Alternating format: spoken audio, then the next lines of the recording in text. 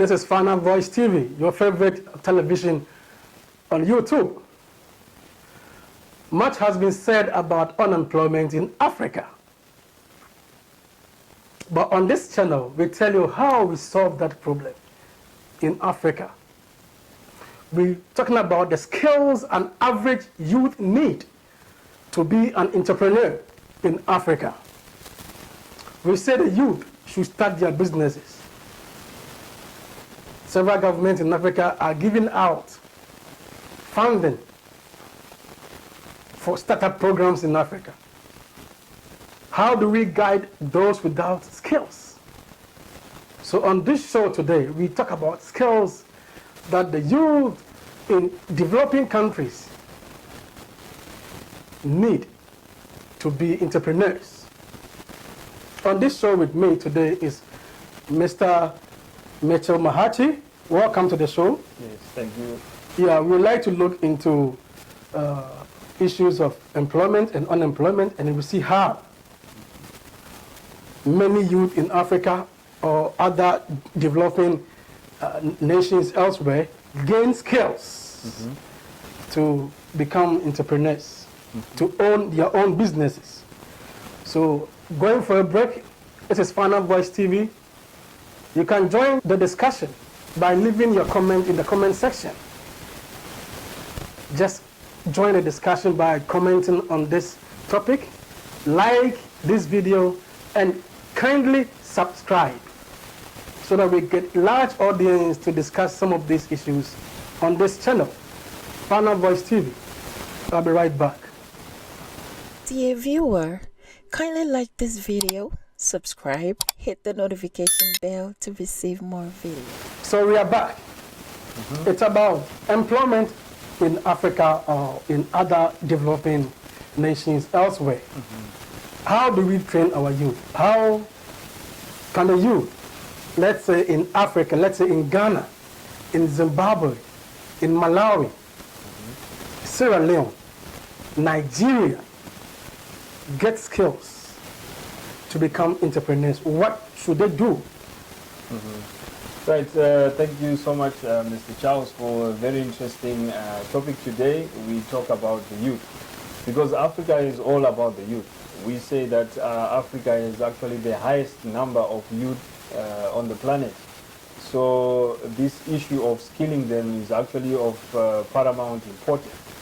So there are actually a number of issues that we actually need to look into when we are talking about skills that are required by the youth in Africa.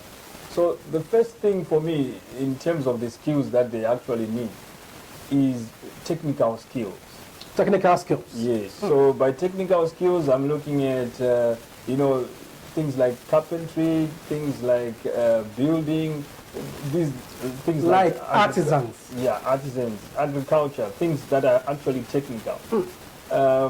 Because then this enables them, even if you are not well equipped in the academics, right? Still, you can build a house for yourself, for someone, and also be able to employ other people in the same line. So these are things that they actually need. So to skill them, it actually has to start with the schools that they actually attend.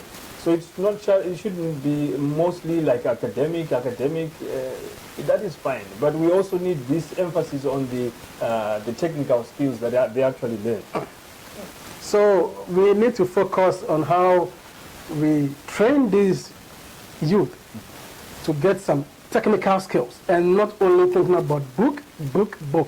In fact, people are in schools killing their souls to get first degree, to get master's degree. And they end up going home without any job opportunities. Exactly. But if these youth had gotten something at their fingertips, like some skills, let's say how to build a house, how to be a carpenter, how to be a painter, that would have solved some kind of the unemployment issues in Africa. Is that what you're making? Yes, because, when we talk about technical skills, there are just a wide variety of these technical skills. So if they start from school, let's say after they finish school, they are waiting for results, or even the results have come out. They can still, if the government could then come up with a program that links the same student with companies. So you can go and work, let's say, for 6 months or whatever time frame that is actually agreed upon. And during this time, there is an agreement that the company can pay them some stipend, and they actually being equipped with hands-on skills. So, for instance, we are talking about electrifying Africa using renewable energy, and yet the skills on how to just set up the solar panels, etc., on a homestead, many people do not actually have this skill. That what is the size of a solar panel that is required for such a homestead? These simple skills, these are the things that the youth should actually know, because then if you are equipped with this, even in your rural area, you can be doing this for the people in your community. So you don't have to wait for those people who are maybe from large companies to come and do this. But because our youth are actually skilled in this, they can actually do it even at the local level. Thousands of youth are outside there without jobs. On this channel, we profess solutions. Today we look at skills an average youth need to be an entrepreneur in Africa or elsewhere. Our focus is on Africa. So what else can we talk about when we want the youth to get the skills, actually, to work or to get their own businesses going? Okay, so we are assuming, you know, that our students have actually at least gone to some form of literacy that they have, so they can actually read and write, because that's the bottom line. At least you can read, you can write. And then from there, because this is where the other challenge is, that most people actually just stop with reading and writing. So that is the first step. The next step after reading and writing is what we call functional literacy. So you should actually be able to function with this small knowledge that you have. Let me give you an example. So you find that people actually read something in English, they read the comprehension, etc., etc. But they get into a bank and they have to fill just a simple form, and they can't fill this form. You see, so this is where we now talk about functional literacy. With your literacy, can you function? If you go to an ATM machine, it has got some instructions on what you should do. Can you function? So this is the next step after you just have this ordinary literacy that we say we have people who are literate in Zimbabwe, in Ghana. But then you move on to functional literacy where you need to function. Yes. And, This is Final Voice TV. Going for a break. You can join us by leaving your comment in the comment section. Just say something. Let's know what you have on your mind. Like this video.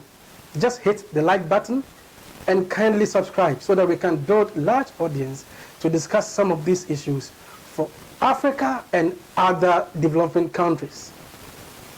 We're talking about the skills that an average youth need to be an entrepreneur in Africa.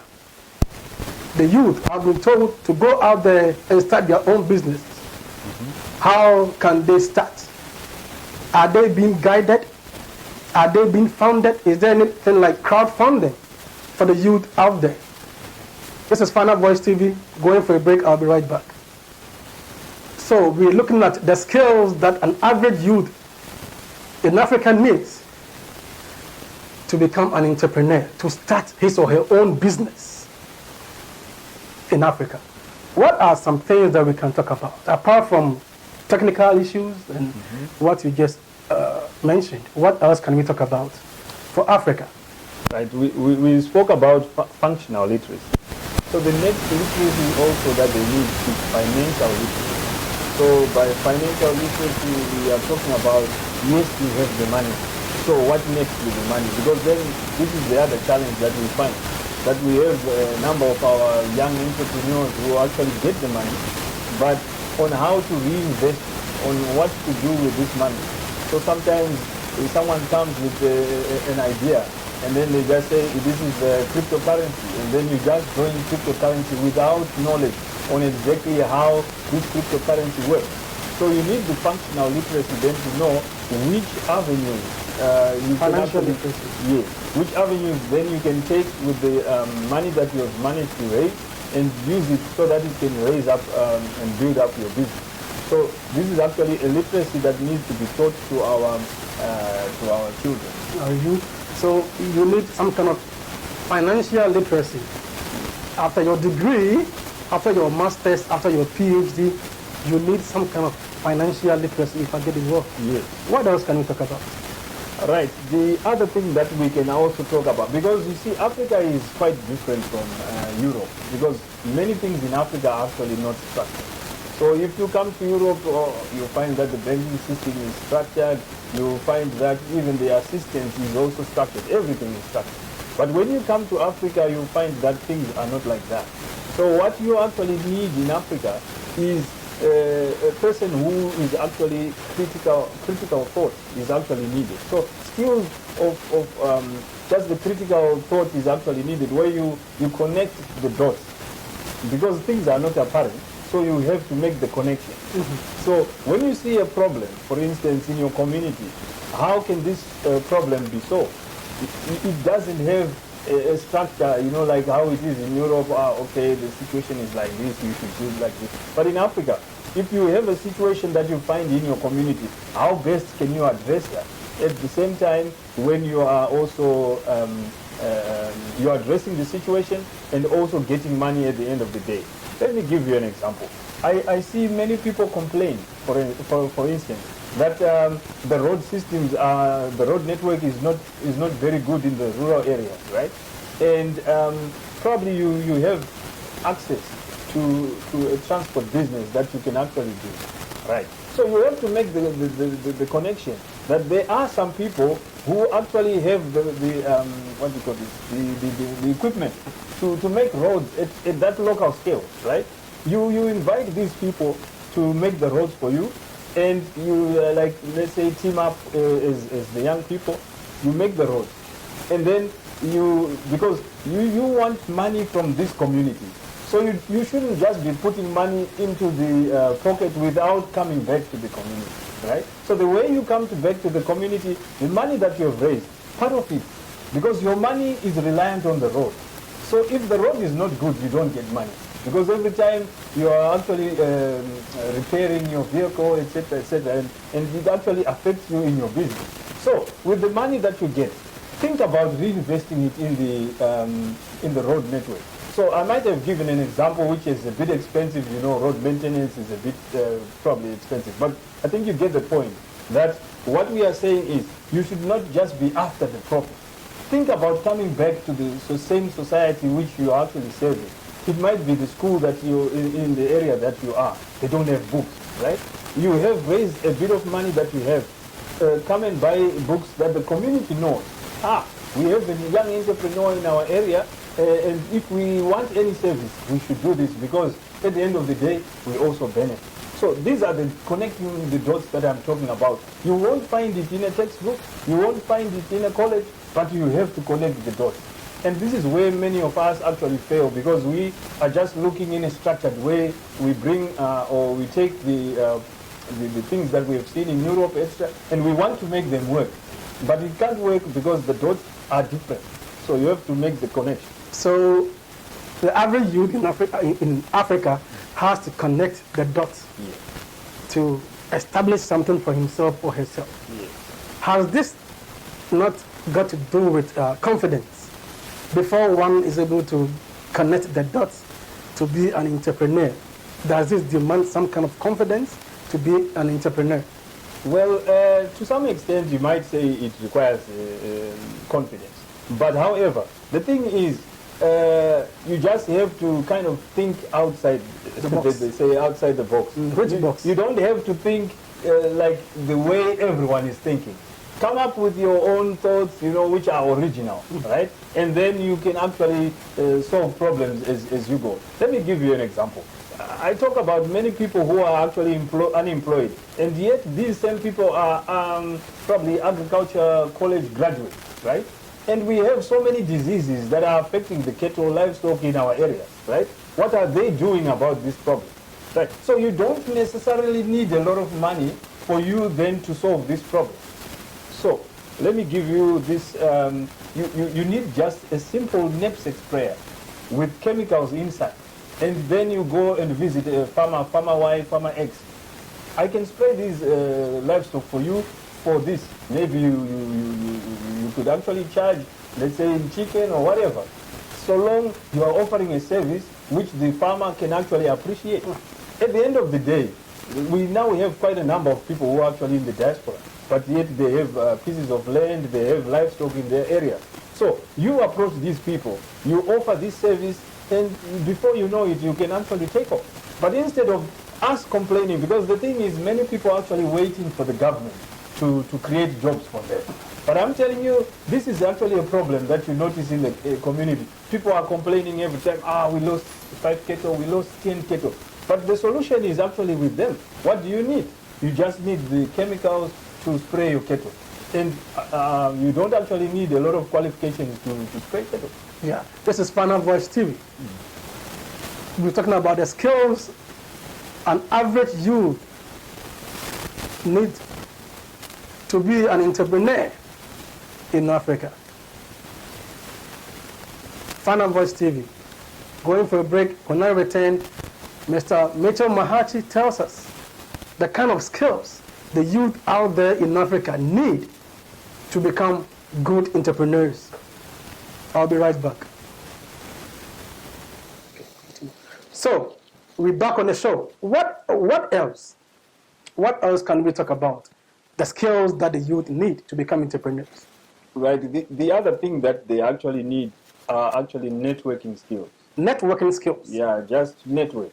Because the thing is, we are talking about an unstructured system, right? So we are talking about you requiring, say, probably you need funding, for example. So if you do not network, you do not actually get access to information. You mentioned that probably there is funding from the government, from somewhere else. And you also mentioned that we also now have crowdfunding. Now, crowdfunding is still a new idea to some communities. But if you network, you then get to know of platforms where they actually do this crowdfunding, and then you can actually sell your idea there. So this idea of networking of entrepreneurs is really important. You are in whatever sector that you are. Sell yourself. Continue to network with the community that is around this particular sector that you have chosen. So if it is building, attend, even sessions or seminars or whatever, where you can actually see other builders or even people who would want your services. So it's really important to network and increase your network. Yeah. So we're talking about the skills an average youth need to be an entrepreneur in Africa. Networking. Many youth do not even know what is called LinkedIn. In Ghana, in Zimbabwe, LinkedIn is where you can go and meet many professionals and academics, where you can discuss businesses and ideas with these people. What else can we talk about? Right. Now that you also mentioned LinkedIn, so we then come to a very important thing that we actually talk about now, digital skills.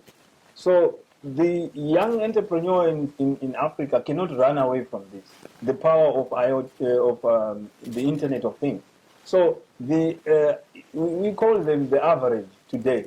But you do not necessarily need to own a computer for you to be on the internet. You can even go, we have several internet cafes, just $1.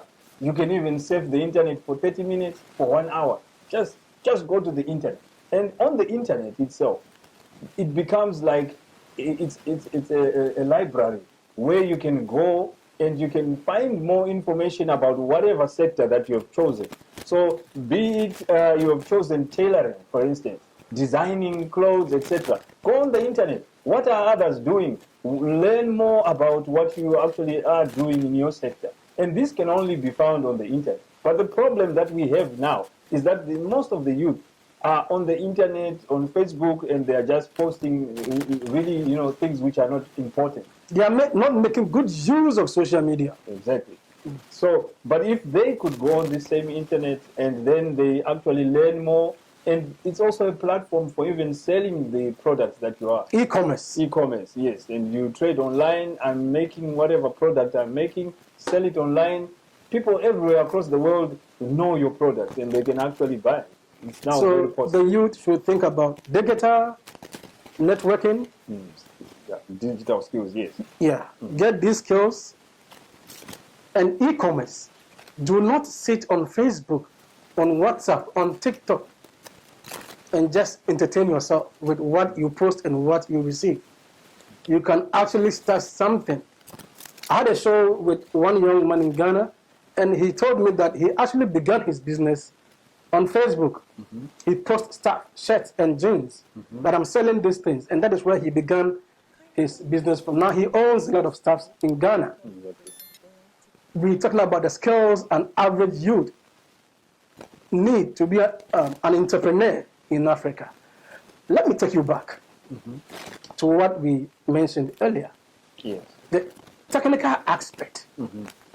Let's use the case of Germany, where they have the Ausbildung, and they have normal Hochschule or Fachschule, that you can go to the gymnasium, you can have your Abitur, you can be in the university, you can have your masters, but they have something called Ausbildung, where the government funds these people or youth or students.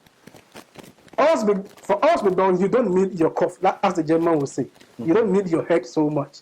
It's not book long thing. You don't need to be writing and brainstorming. No, just use your hand and your leg to learn something. And they pay you every month for about 2 or 3 years. Don't you think we need that kind of a model in Africa? Right. Actually, That not everyone should be in school, but there should be some professions, something that people can learn. You've already mentioned it, but I'm talking about, don't you think we need to be serious on these things as a continent? yeah, what I would say is that point that you raise is very important. It also, I'm not quite sure with the various education systems that we have across Africa, but what I know is, like you mentioned, that the emphasis should actually, go towards this, that the support also comes. Let me give you an example that what we have in Zimbabwe. So what we have is, we have, they call this the polytechnic colleges, and they have these technical skills that you can also go there. So there's the first stream where you actually go for a course that they look at the qualifications and you come. And then they also have another one where if you do not have the qualifications, you can still come and then you just do the theory only instead of the practical, and probably just a little bit of the theory. So in that way, that is fine. And then you also mentioned this part where you actually go to a particular company. Now this is where it is actually important, and I think this is where the difference is, that it should be possible just to go to company X, company Y, and then learn from this company. And then the support then comes from the government towards this person who is learning. So long you can prove you have gone to company Y, you are learning welding, you are learning this, you are learning whatever you are learning. And then you get the skills from this company. Now, from the skills that you have, you can now probably do your own business, be it in the smaller cities, etc., etc. I think that is a very important point. Yeah, and one thing that I would like to also find out, many youth are left in between. Should I start something before I seek funding? Or I need the funds before I start? They are always caught in between the two. What's your perspective? Should the youth or a youth start something before thinking about receiving funds from elsewhere? Or they should get funds before they even think of startups? Right. In Africa, let's come down to Africa. Funds are not readily available. You will not get funds just lying around, then you have the funds. No, it's not going to be like that. What I would actually advise someone is, you actually start something, right? And people notice that something that you are doing is actually something with potential. And then people can come and support what you are doing. So if you are going to come and say, please, I'm looking for money, I want to do something, I'm looking for money, that money might actually not come. But when you are actually saying, look, I have got a small company that I have here, and we are building at least maybe a house a month or a house in 2 months. We have done this one at least. Yeah, now we could be talking. So I need equipment so that we can make the jobs faster, something like that. Not to come and say, I just need money. That money will not come. Even in the banks, No. you know, when you come to the banks, you are saying that the potential is there. So far, we have done this little that we have. So probably in a nutshell, what we can say in conclusion is that if you are a young person in Africa, do not wait for the government. You actually should be proactive, do something in the community that you are, skill yourself. Either in something technical, you could be building, whatever it is. These are things that you can actually do by yourself. And that is my submission, that start small and grow up. We should not leave our hustle as youth. Let's keep hustling, get the ideas, get these skills, as Mr. Mitchell mentioned, and move on until you become the biggest entrepreneur in Africa. This is Final Voice TV. This is where we end today's show. Thank you for coming on the show, and we will connect with you once again anytime we have serious or important topics. Final Voice TV, what you can do now is to leave your comment in the comment section, like this video, and subscribe. So we build the audience that we need to discuss some of these issues. We are not like other channels where they talk about the problems, where people insult leaders. We tell you what we need to do as a people. Final Voice TV, we say bye.